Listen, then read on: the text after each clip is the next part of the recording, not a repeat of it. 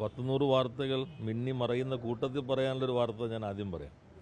ഇന്നിപ്പോൾ life science പാർക്കിൽ 8 കമ്പനികൾ, ലോകോത്തര കമ്പനികളായിട്ടുള്ള 8 മെഡിക്കൽ ഡിവൈസ് മേഖലയ്ക്കകത്തെ കമ്പനികൾ അവരുടെ പ്രവർത്തനം തുടങ്ങുന്നതിൻ്റെ കരാർ ഒപ്പുവയ്ക്കുകയാണ്.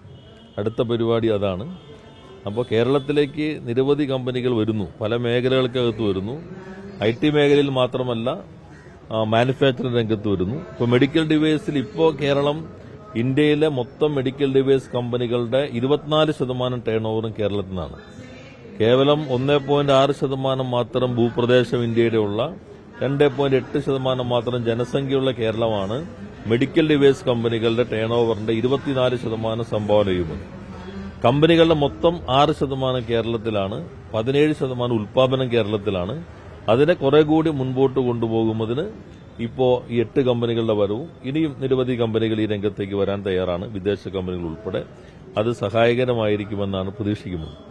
അപ്പോൾ അത്തരം കാര്യങ്ങൾ കൂടി ഇത്തരം വിവാദങ്ങൾക്കിടയിൽ നിങ്ങൾക്ക് 100 മിന്നി പറയാനുള്ള വാർത്തകളുടെ കൂട്ടത്തിൽ അതുകൂടി സ്പീഡ് ന്യൂസിന്റെ കൂട്ടത്തിലെങ്കിലും ഇതൊന്ന് ഉൾപ്പെടുത്തി കൊടുത്താൽ അത് നന്നായിരിക്കുമെന്നാണ് ആമുഖമായിട്ട് അഭ്യർത്ഥിക്കാനുള്ളത്. ഇനി നമുക്ക് നിങ്ങൾ പറഞ്ഞതിലേക്ക് വരാം. യഥാർത്ഥത്തിൽ ചാൻസലർക്കുള്ള അധികാരം നിയമസഭ പാസാക്കുന്ന നിയമങ്ങളിലൂടെയുള്ളതാണ്. ഇന്നത്തെ കോടതി വിധി, കഴിഞ്ഞ ദിവസത്തെ ആ കോടതി വിധി വായിച്ചാൽ നമുക്ക് മനസ്സിലാക്കാൻ കഴിയുന്നത് ഇതിൽ നിലവിലുള്ള വിധിയിൽ ഞങ്ങളിപ്പോൾ ഇടപെടുന്നില്ല എന്നുള്ളതാണ്. ആ വിധിയിലാണ് ക്ലാരിഫിക്കേഷൻ ചോദിച്ചത്.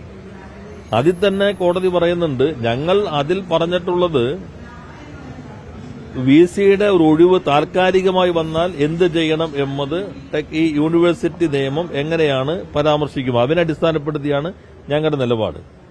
സുപ്രീം കോടതി വിധിയുടെ അടിസ്ഥാനത്തിൽ വൈസ് ചാൻസലർ നിയമനങ്ങളിൽ സർക്കാരിന് അധികാരമില്ല എന്ന് പറയുന്നു. അതുകൊണ്ട് ആ വിധിയുടെ അടിസ്ഥാനത്തിൽ ഈ കാര്യത്തിൽ എന്ത് വേണം, ഈ വിധി പുനഃപരിശോധിക്കണം, ഞങ്ങളുടെ പരിധിപ്പെടുന്നതല്ല. കോടതി പറഞ്ഞു, നിലവിലുള്ള നിയമത്തിനനുസരിച്ച് താൽക്കാലികമായതാണെങ്കിൽ, അത് KTUവിൽ മാത്രമല്ല ഡിജിറ്റൽ യൂണിവേഴ്സിറ്റിയിലാണെങ്കിലും സർക്കാർ നൽകുന്ന പാനലിൽ നിന്ന് വേണം ചുമതല ഏൽപ്പിക്കാനെന്ന് സംസ്ഥാന നിയമം വ്യക്തമാക്കുന്നുണ്ട്.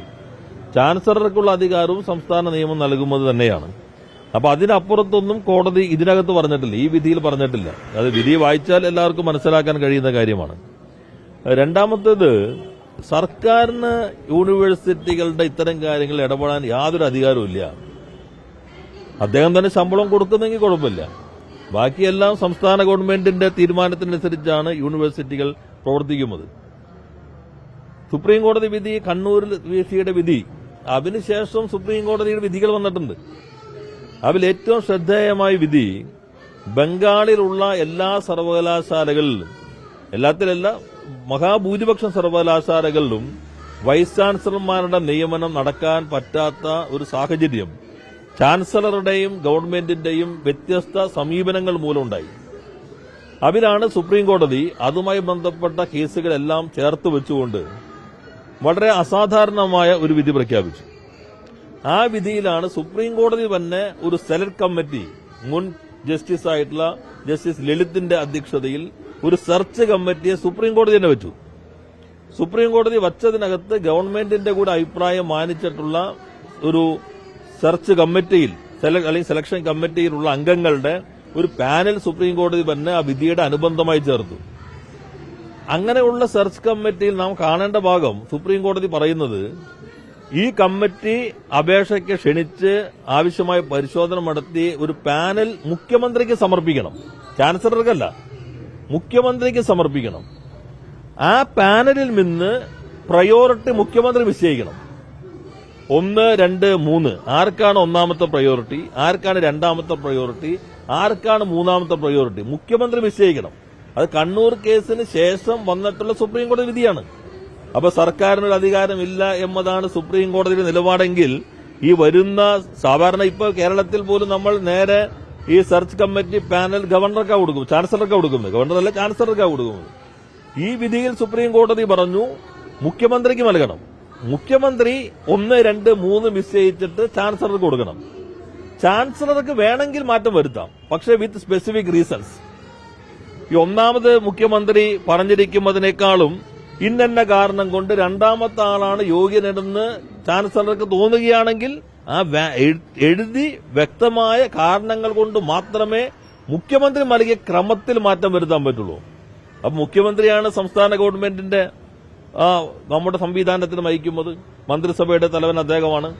അപ്പൊ മന്ത്രിസഭയുടെ തലവനായി മുഖ്യമന്ത്രിയാണ് ക്രമം നിശ്ചയിക്കേണ്ടതെന്നും ആ ക്രമം മാറ്റാൻ ചാൻസലർക്ക് എന്തെങ്കിലും സാഹചര്യത്തിൽ അദ്ദേഹത്തിന് തോന്നുന്നുവെങ്കിൽ വിത്ത് വാലിഡ് റീസൺ റിട്ടൺ ആയിട്ട് വേണം എന്നാണ് ഏറ്റവും ഒടുവിലത്തെ സുപ്രീം കോടതി വിധി.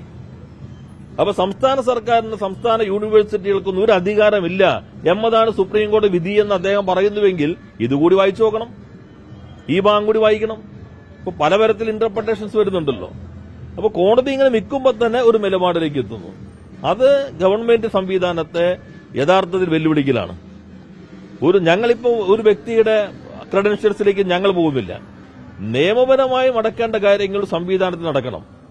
സംസ്ഥാന യൂണിവേഴ്സിറ്റികളുടെ രൂപീകരണം, ഇൻകോർപ്പറേഷൻ, റെഗുലേഷൻ, വൈൻഡിംഗ് അപ്പ് സംസ്ഥാന ലിസ്റ്റ് 32 പെടുന്നതാണ്. നമ്മുടെ ഭരണഘടനയുടെ ഇപ്പോൾ 75ാം വാർഷിക ഭരണഘടനാ ദിനം അംഗീകരിച്ചതിന് നമ്മളിപ്പോൾ ആഘോഷിച്ചല്ലേ ഉള്ളൂ കഴിഞ്ഞ ദിവസം. ഭരണഘടനയുടെ സംസ്ഥാന list 32 incorporation, regulation of the universities. കേന്ദ്ര ഗവൺമെന്റ് അതിന് അധികാരമില്ല എന്ന് 44 പറയുന്നു.